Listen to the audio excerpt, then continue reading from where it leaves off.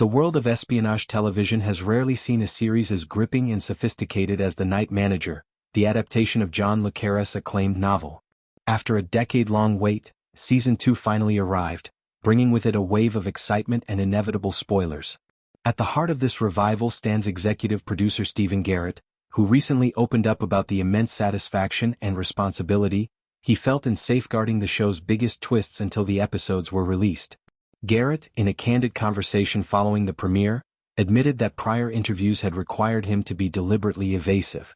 Questions about plot directions, character fates, and narrative surprises were met with careful deflections, a tactic common in high-stakes productions where surprise is part of the viewing experience. Now, with Season 2 fully available to audiences on Amazon Prime Video, he can breathe freely and reflect on why the secrecy mattered so deeply.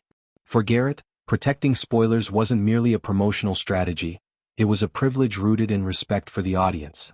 In an era where entertainment often feels predictable and the world outside screens can seem increasingly bleak, he emphasized the desire to deliver an unspoiled, immersive experience that allows viewers to discover revelations organically. The central secret that demanded such vigilance revolves around one of the series' most iconic villains, Richard Onslow Roper, portrayed with chilling charisma by Hugh Laurie. At the conclusion of the first season, Roper, an enigmatic arms dealer whose polished exterior masked ruthless ambition, was seemingly brought to justice.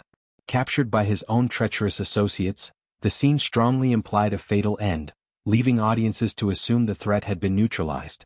This ambiguity was intentional, a classic le Carré touch that plays with expectations of closure in the shadowy world of international intrigue. When Season 2 begins, subtle clues maintain the mystery. Olivia Colman, reprising her role as the sharp and determined intelligence chief Angela Burr, refers to Roper not as a corpse, but carefully as a body.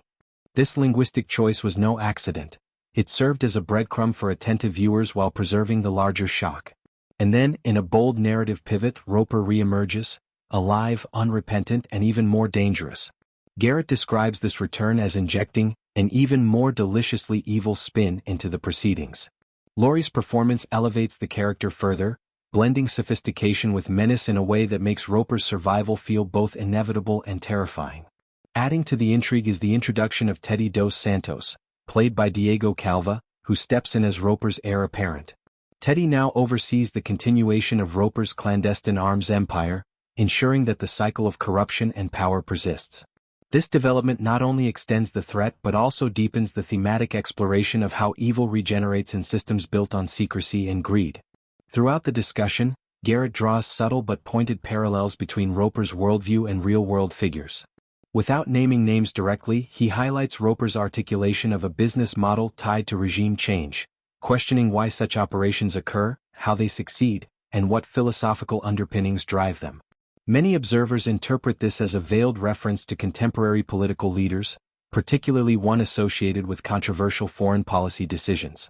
Garrett calls the commentary prescient, suggesting the show's writers captured timeless truths about power that resonate even more strongly today. The decision to keep Roper's fate hidden required coordination across cast, crew, and marketing teams. Leaks in the digital age are a constant threat, yet the production succeeded in maintaining the veil. This achievement speaks to the trust within the team and the shared commitment to artistic integrity. For fans, the payoff is immense. The genuine surprise, the gasp of recognition, and the renewed investment in the story.